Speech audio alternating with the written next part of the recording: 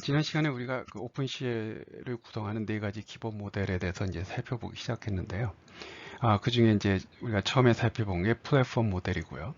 그래서 플랫폼, 오픈CL에서의 그 플랫폼이라는 거는 호스트라는 장치 하나와 그다음에 그 하나 또는 두 개 이상의 디바이스라는 장치로 구성이 되어 있고, 그 성격이 다른 두 개의 장치가 서로 협력해서 주어진 리소스들, 하드웨어적인 리소스를 활용하면서 디바이스 상에서 커널이라는 프로그램을 효과적으로 이제 수행을 시켜서 우리가 원하는 병렬 처리를 달성하게 해주는 그런 어떤 장치 틀이라고 생각하면 되겠습니다.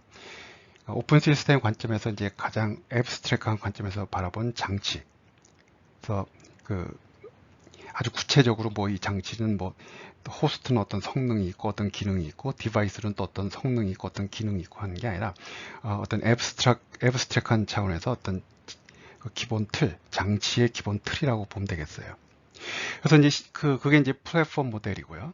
가장 위에서 우리가 내려다 본, 여기는 호스트라는 게 있고, 호스트와 그 다음에 디바이스라는 게 있구나. 실제로 이제 병렬 처리는 실제 계산은 디바이스에서 일어나는구나. 그러면 호스트라는 거는 그 디바이스에서 작동하는 프로그램을 효과적으로 수행시킬 수 있게 뭔가 관리를 해주는 그런 역할을 하는구나. 그래서 호스트와 디바이스 이루어진 기본 장치 틀을 우리가 이제 플랫폼 모델이라고 하겠습니다.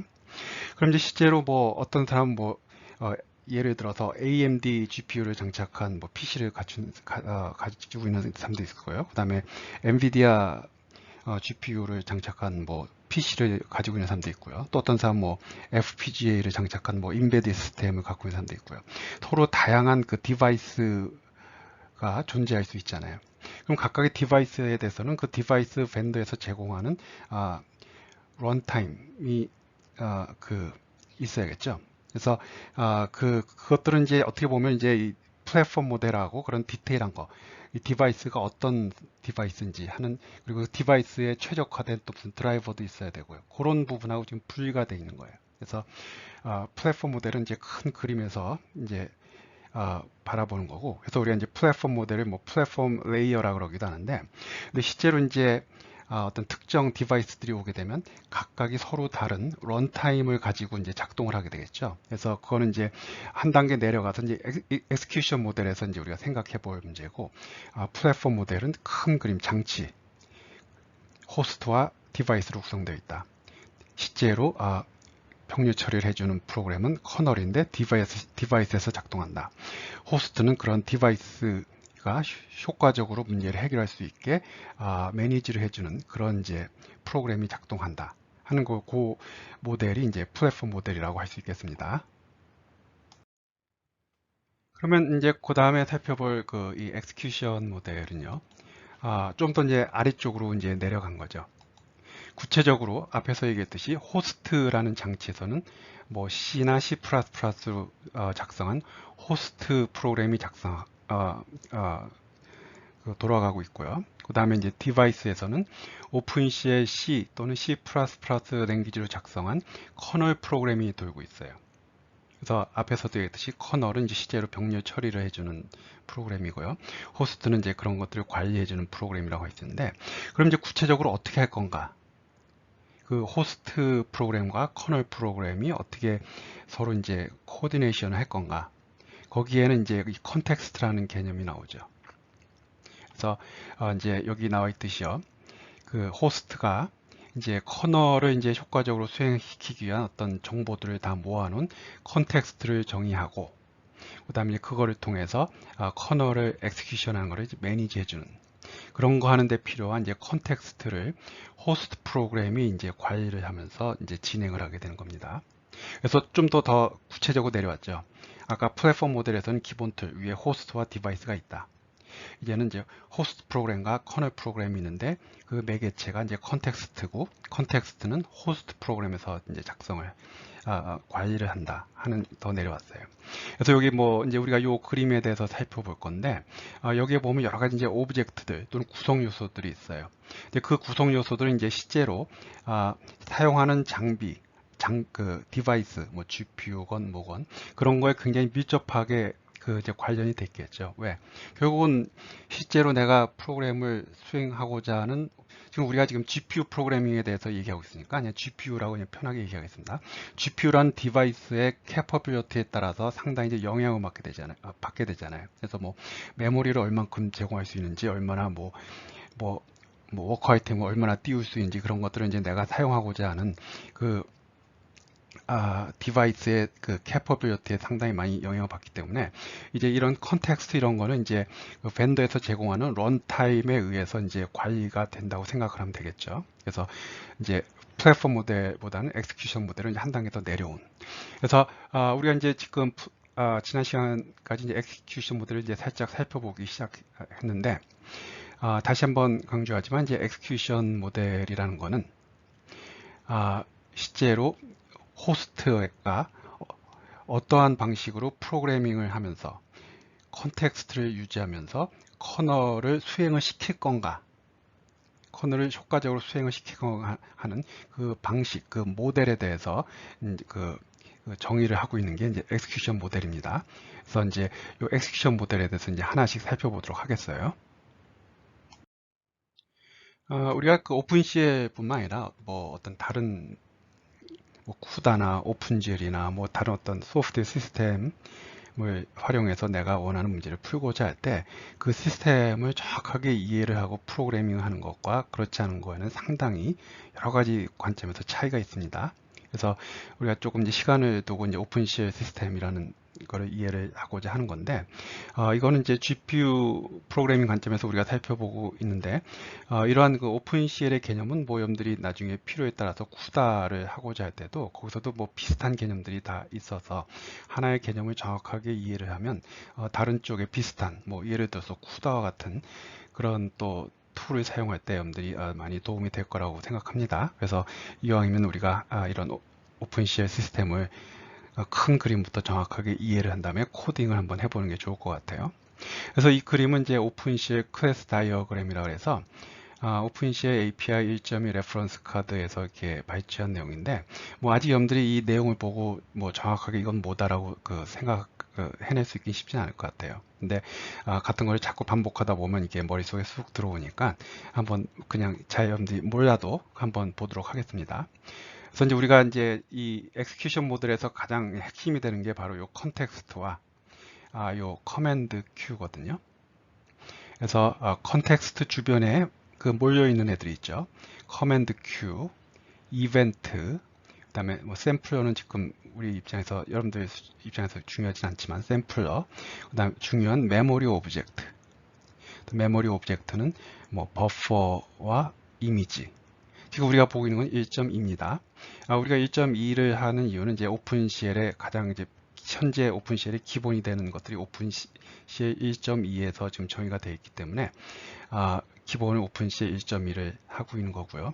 그리고 대부분의 엔비디아 GPU에서는 1.2까지만 지원이 되고 있고, 내가 정확하게 확인을 못 해봤지만 뭐 베타 버전은 2.0도 지원이 된다는 이야기가 있는데, 일단 오히려 모바일 기기, 핸드폰 같은 데서는 2점대에도 오픈CL이 제공되고 있는데, 엔비디아 GPU는 지금 1.2까지 보편적으로 지원이 되고 있습니다.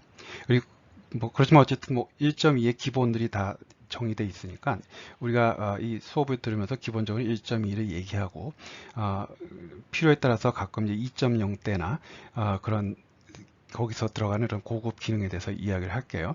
그래서 이제 1.2의 이제 레퍼런스 카드에 뭐 메모리 오브젝트, 뭐 버퍼, 이미지, 그다음에 2점대에 가면 뭐 파이프라는 이제 또 메모리 오브젝트가 있는데, 지금 이거는 1.2이기 때문에 그 메모리 오브젝트는 빠져 있습니다. 그다음에 여기서 커널, 프로그램, 그래서 이렇게 이제 컨텍스트 모이는 애들이 있죠. 이것들이 이제 컨텍스트가 관리하는 애들이에요.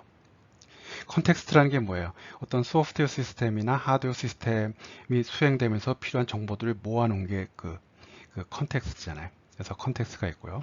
그 다음에 플랫폼 뭔지 알 거고요. 플랫폼에서 이제 디바이스하고 밀접하게 관련이 되어 있고요.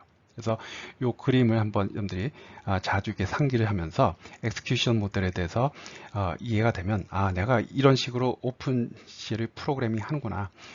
이런 것들을 효과적으로 처리하기 위한 하기 위해서 CL 함수를 사용해서 호스트 프로그램을 작성하고 그 다음에 이제 또 커널 프로그램을 잘 작성해서 이제 디바이스에서 수행시키면 되겠구나 하는 것들이 이제 머릿속에 떠오르게 될 겁니다.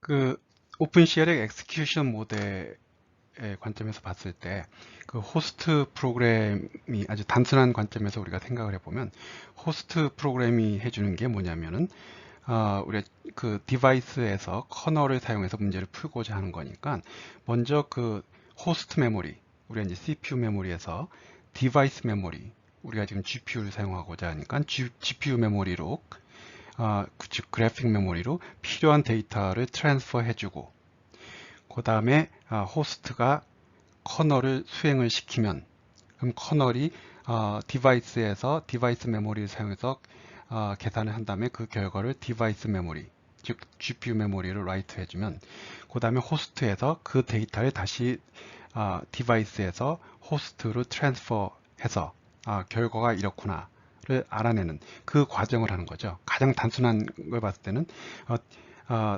디바이스를 사용하기 위해서 호스트 메모리에서 디바이스 메모리로 메모리를 트랜스퍼하고 그 다음에 이제 커널을 수행을 시키고 그 다음에 커널이 생성한 결과를 디바이스에서 호스트로 가져오는 그게 가장 보편적으로 이제 호스트 프로그램이 해야 하는 일이겠죠.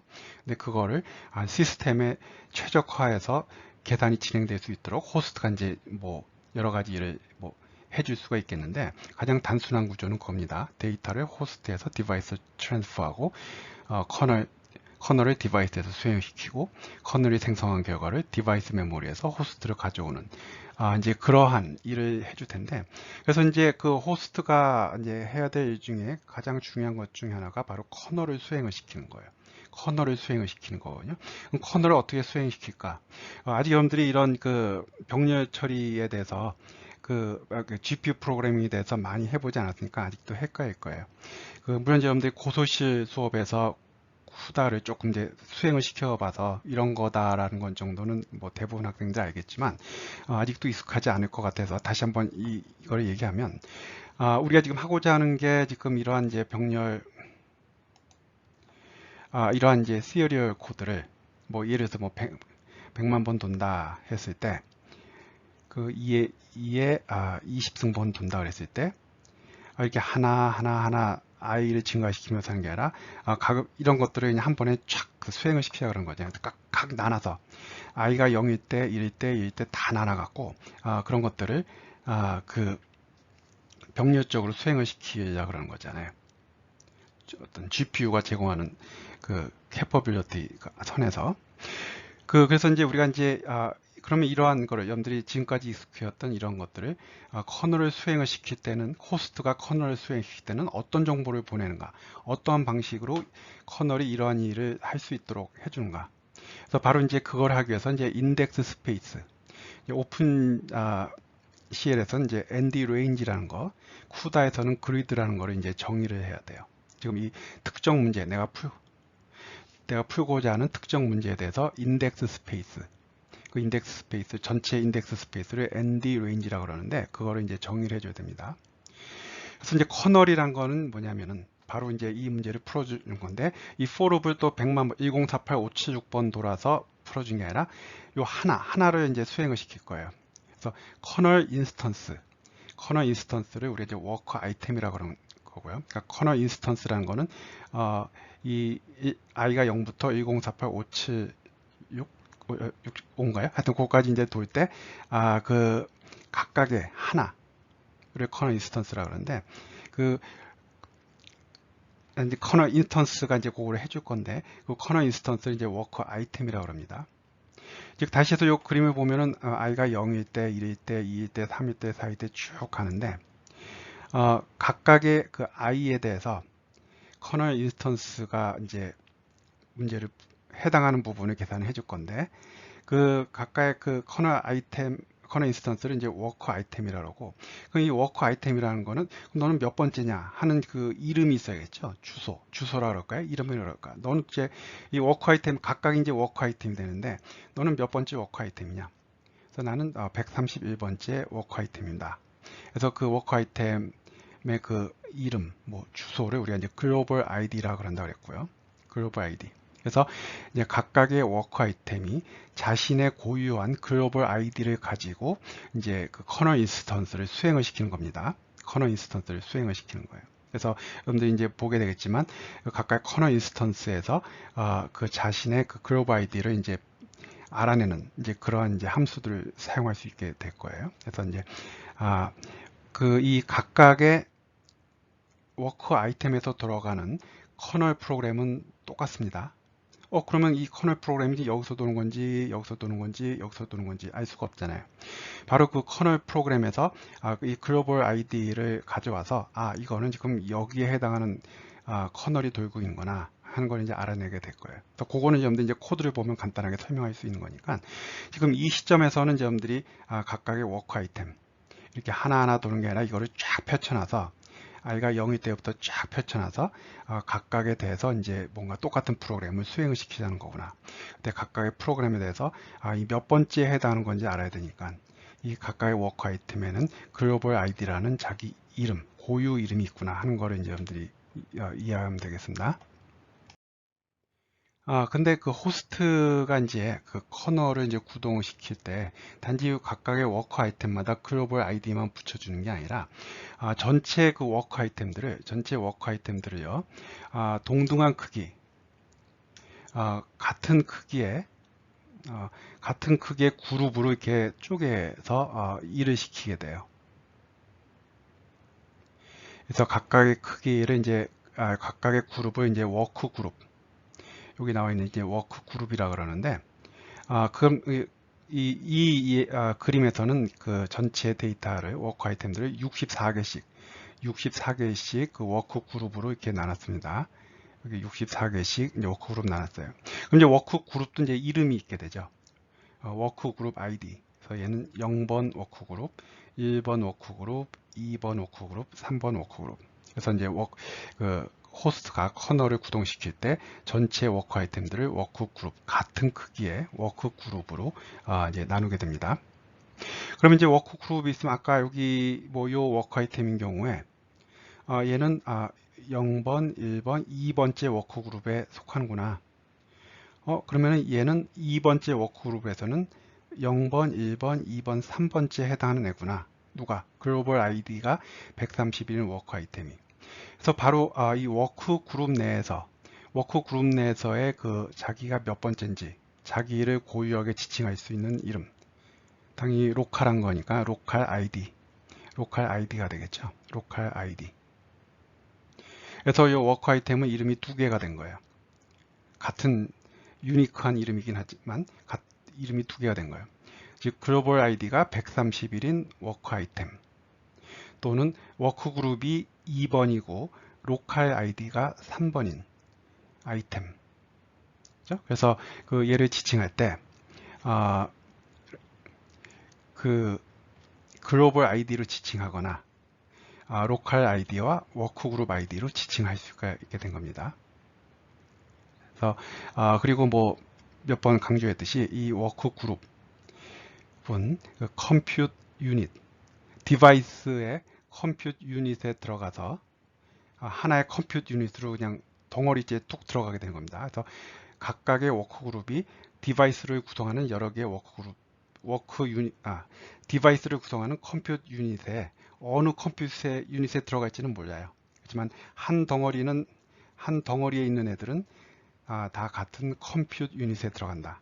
그렇지만 이 그룹과 이 그룹이 붙어 있다고 같은 컴퓨트 유닛에 들어간다는 보장은 없다라는 거예요. 그거는 뭐 또 기회가 될 때마다 또 계속 강조하겠습니다. 그러면 이제 ND range라는 건 뭐냐면은 전체 그 작업 영역을 나타내는 정보라고 생각하면 되겠어요. 전체 영역. 그래서 우리가 지금 우리가 이 보고 있는 예를 보면요. 이거는 데이터가 1차원적이죠. 왜? 이미지처럼 뭐 2D 이미지가 아니라 1차원적이잖아요. 근데 그 오픈CL에서는 이런 데이터를 조직화하는데 이런 워커 아이템들을 조직화해서 이제 호스트가 커널을 일을 시킬 때 이런 워커 아이템들을 1차원적으로 그룹으로 나누어서 조직화할 수도 있고 이 워크 아이템들을 2차원 이미지 형태로 그 조직을 해서 2차원으로 할 수 있고요. 또 3차원적으로 조직을 해서 3차원적으로 그 데이터 명령 커널을 수행을 시킬 수가 있어요. 그래서 여기 이제 n 디멘저널 인덱스 스페이스라고 했는데 n은 뭐 1일 수도 있고요, 2일 수도 있고 3일 수도 있어요. 지금 우리가 보고 있는 거는 지금 1차원적입니다. 그래서 전체 영역, 그리고 여기 오프셋이 나오는데 뭐 별건 아니지만 여러분이 처음에 헷갈릴 수도 있으니까 그냥 0이라고 생각을 하고 우리 생각합시다. 그래서 워크스페이스가 0부터 시작해서 전체까지 쫙 하는, 그래서 만약에 내가 1차원인 경우, n이 1인 경우 1048576 그러면은 0부터 1048575까지로 구성된 이제 워크스페이스가 이제 구성이 되죠. 그래서 우리가 지금 보고 있는 거는 1차원적인 예제고, 예를 들어서 우리가 이미지 처리를 한다. 뭐 어떤 이미지가 주어졌을 때 뭐 가우시안 필터를 적용한다 했을 때는 데이터 자체가 2차원적으로 조직되어 있잖아요. 스캔 라인별로 한 줄 한 줄 한 줄 스캔 라인별로 데이터가 조직되어 있죠. 그러면 뭐 그때 1차원적으로 여러분들이 이 ND 레인지를 구성해서 커널을 수행시켜도 되지만, 뭐 자연스럽게 2차원 데이터에 대해서 워크 아이템들을 2차원적으로 구성을 해서, 예를 들어서 그 가로로 1024 픽셀, 그 다음에 세로로 1024인 픽셀이다 라고 이렇게 데이터를 워크 아이템들, 각각의 픽셀이 워크 아이템이 되는 거죠. 내가 1024 해상도의 이미지가 있다면 각각의 픽셀에 대해서 내가 가우시안 필터를 적용하는 거니까 각각의 픽셀이 워크 아이템이 되고, 자연스럽게 그거는 워크 아이템들 2차원적으로 조직한 거겠죠. 그리고 이제 오픈쉘이나 쿠다 같은 이제 시스템에서 3차원적인 그 데이터도 자연스럽게 처리해 줄 수 있게 하는데, 뭐 여러분들 우리가 병원 가서 찍는 뭐 CT나 MRI 같은 데이터는 3차원 격자 데이터잖아요. 그런 데이터들은 자연스럽게 3차원적으로 데이터 조직되어 있으니까 내가 어떤 CT 데이터로부터 무슨 데이터 처리를 해서 어떤 뭐 종양을 찾아내겠다 하면은 뭐 각각의 격자점, 데이터에 있는 각자 격자점이 워크 아이템이 되는 거고요. 그래서 뭐 예를 들어서 해상도가 512, 64인 뭐 CT 데이터다 했을 때는 자연스럽게 3차원적으로 워크 아이템들을 이렇게 구성할 수 있습니다. 그래서 여기 보면은 1차원 데이터인 경우는 필요한 건 요 값이고, 2차원인 경우는 요 값이고요. 그 다음에 3차원인 경우는 요거요. 그래서 요 1인 경우는 이제 필요 없는 데이터인데, 보통 이제 우리가 이제 1이라고 이렇게 씁니다. 그래서 이런 이제 이 ND 레인지라는 건 이제 전체 워크스페이스 1차원, 2차원, 그 다음에 3차원을 전체 나타내는 전체 워크스페이스라고 생각을 하면 되겠어요. 그래서 그 호스트가 커널을 구동시킬 때는 이러한 그 워크 아이템들을 처리를 해라. 그리고 이런 워크 아이템들이 몇 개의 그 워크 아이템으로 구성된 워크 그룹으로 구성되어 있다. 그래서 전체가 뭐 1048576이다. 전체가 1048576개다. 그리고 각각의 워크 그룹은 사이즈가 64다 하고, 그거를 이 커널 프로그램이 수행시켜라. 그 커널은 뭐라 그랬어요? 각 어떤 특정이 아니라 보편적인 워크 아이템에서 돌 수 있는 하나의 프로그램이라고 했죠. 전체를 포로를 다 돌면서 도는 게 아니라 어떤 특정 하나에 대해서 도는 프로그램입니다. 그러면 이제 각각의 그 워크 아이템에 커널 인스턴스가 붙게 돼요. 그래서 그럼 커널 각각의 이제 어떤 워크 아이템에 대해서는 나는 누굽니까 했을 때 바로 이 글로벌 아이디나 워크그룹 아이디와 로컬 아이디로 내가 어떤 워크 아이템에 대해서 이 커널이 도는가를 이제 알 수가 있게 되는 거죠. 그래서 이제 그러한 구조로 이제 가게 됩니다. 그래서 여기 뭐 써 있는 내용은 뭐 그냥 간단한 내용이니까 여러분들이 한번 읽어보기 바래요.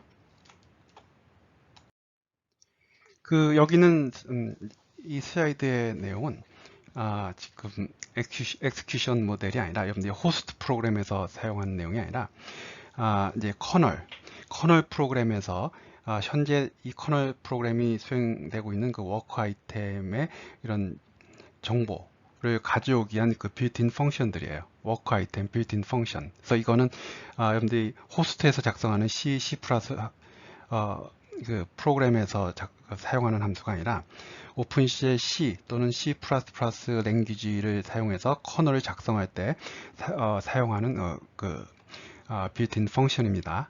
근데 그 워크 아이템에 대한 이제 정보, 우리가 지금 하고 있는 워크 아이템에 대한 정보를 가져오게 한 함수들이에요. 그래서 내가 이제 설명을 했으니까 이 내용은 뭐 또 뒤에서 또 우리가 보겠지만 이제는 이걸 보면 이게 무엇을 의미하는구나.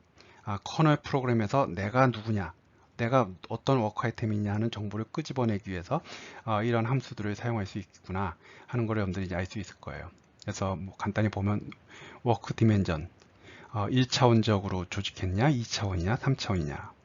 get global size 전체 그 워크 아이템의 개수. get global ID, get local size, 즉 워크 그룹 사이즈죠. 그 다음에 local ID, get num groups.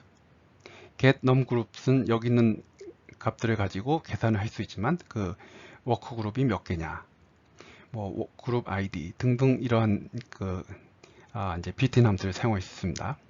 그리고 이거는 이제 우리가 지금 보고 있는 1.2인 경우고 2.1인 경우에는 좀 더 유용한 함수들이 더 이렇게 주어져 있어요. 더 기능들이 더 확장된 거니까요. 그래서 일단은 우리가 이러한 것들이 있구나. 실제로 커널 함수에서 내가 어떤 워크 아이템에 대해서 커널을 지금 수행을 시키고 있구나 하는 것을 이제 알아낼 수 있는 이러한 이제 빌트인 함수들이 이제 존재합니다. 지금까지 그 1차원 데이터에 대해서 그 ND 레인지를 설정하는 거를 살펴봤다면 이번에 한번 그 뒤로 넘어가기 전에 2차원 데이터에 대해서 ND 레인지를 한번 설정하는 것을 보겠습니다. 2차원 데이터는 뭐 너무나 많죠. 뭐 가장 대표적인 게 정지 영상 또는 동영상 상당히 많은 데이터들이 2차원적으로 표현될 수 있는데 그 2차원인 경우에는요, 이제 디멘전이 1이 아니라 2가 되죠. 그래서 우리가 이제 뭐 예를 들어서 뭐 1024 이미지에 대해서 우리가 병렬 처리를 한다. 그래서 이미지를 구성하는 각각의 픽셀에 대해서 똑같은 필터를 적용한다. 가우시안 필터를 적용한다. 했을 때 상당한 SIMD 형태의 그 병렬성이 있는 문제에서 뭐 이러한 그 GPU 처리에 아주 적합한 그런 문제 중에 하나가 바로 이미지 처리잖아요. 그래서 이제 보면 이제 디멘전이 이제 2차원이 되고요. 그래서 요 디멘전 1, 디멘전 0, 디멘전 1. 그래서 우리가 보통 이렇게 벡터를 나타낼 때 뭐 X좌표, Y좌표, Z좌표 그러잖아요. 그래서 자연스럽게 우리가 디멘전 0을 뭐 X축 방향, 그 다음에 디멘전 1을 뭐 Y축 방향, 뭐 그렇게 생각해도 되겠습니다. 뭐 자연스러운 거니까요. 그래서 이쪽이 이제 0번 디멘전, 그래서 요 두 개가 있을 때 앞에 거, 그 다음에 이쪽이 1번 디멘전 두 개가 있을 때 뒤에 거. 그래서 뭐 X, Y 뭐 그렇게 생각하면 편할 것 같아요. 그래서 여기서도 마찬가지로 앞에서 어떻게 했어요? 전체 워크스페이스가 있으면 전체 워크스페이스는 1024예요. 즉 1048, 576개의 픽셀들이 쫙 있는 거죠. 여기. 그 상태에서 이제 워크그룹 사이즈를 이제 여기서 이렇게 설정을 합니다.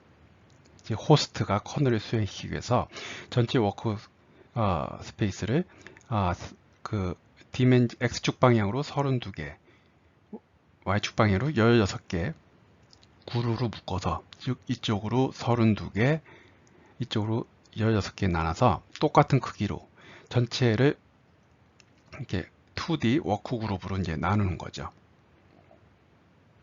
그럼 여기 나와 있듯이 X축 방향으로는 32개가 나오고요. 워크 그룹이. 그 다음에 Y축 방향으로는 64개가 나옵니다. 그래서 알파는 32, 베타는 64. 이게 뭐냐면 이제 이 워크 그룹은 또 워크 그룹 ID가 있다 그랬죠. 이제 워크 그룹 ID는 2차원이에요. 그래서 X 값 보면 0, 1, 2, 3 쭉 가서 31까지 가고요. 그 다음에 Y축 방향으로도 0, 1, 2 해서 63까지 가게 됩니다. 63까지. 그래서 바로 이제 요것들 00, 10, 여기 이제 31, 0, 그 다음에 01, 1 쭉 가서 32, 31, 63. 그게 이제 각각의 워크그룹 아이디가 되는 거예요. 워크그룹 아이디. 워크그룹 아이디요. 그래서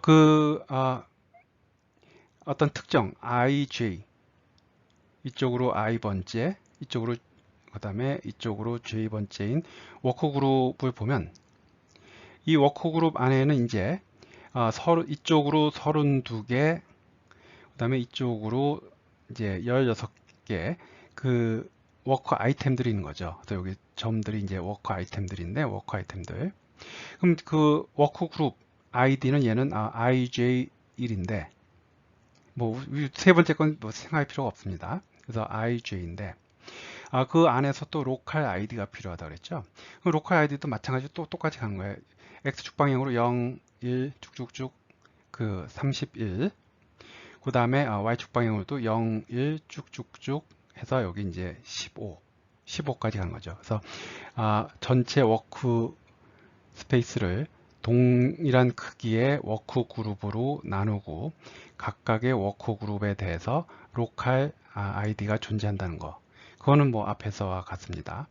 그럼 하나 이제 문제를 내면 워크 그룹 아이디가 3이고 로컬 아이디가 9, 6, 9인 워크 아이템의 글로벌 아이디는 뭔가? 여기서 이제 글로벌 아이디라는 건 뭐냐면은 어떤 특정 그 워크 아이템이 있을 때 처음부터 시작해서 X축 방향으로 얼만큼 갔는가, 그 다음에 Y축 방향으로 얼만큼 갔는가 하는 게 바로 그 워크 아이템의 글로벌 아이디가 됩니다. 그렇죠? 그러면 이제 뭐 그랬을 때 뭐 간단한 수식에 의해서 글로벌 아이디가 이렇게 된다는 걸 여러분들이 한번 확인해 보기 바래요. 그래서 이런 식으로 이제 2차원적으로 이제 워크스페이스를, 워크 아이템들을 구성할 수 있고, 더 나아가서 이 개념을 확장하면 여러분들이 뭐 3차원 데이터에, 3차원 격자 데이터에 대해서도 똑같이 할 수가 있구나. 뭐 3차원 격자 데이터 뭐가 있습니까? 뭐 그 앞에서 뭐 CT나 MRI 같은 의료 데이터도 있지만, 예를 들어서 뭐 내가 기상 예측하는 거에서는 뭐 잘 모르지만 어떤 3차원 공간에 대해서 뭔가 계산하는 거잖아요. 각각 지점에 대해서 뭐 압력이나 온도나 뭐 풍향, 뭐 풍속이나 이런 거 계산하는 거잖아요. 그랬을 때는 3차원적인 컨티뉴어스 스페이스를 이산적인, 마찬가지로 2차원적인 연속 공간에서 정의된 2차원 이미지를 격자 형태의 디스크릿, 2차원 디스크릿 데이터로 표현하듯이 3차원 공간도 마찬가지로 컨티뉴어스 스페이스의 그 3차원 공간을 디스크릿한 형태의 3차원 격자 데이터로 이제 표현해서 각각의 지점에 대해서 우리가 계산을 하는 거니까 3차원적인 뭐 격자 데이터도 뭐 무궁무진하게 많습니다. 그래서 그걸 여러분들이 한번 다시 생각해 보기 바래요.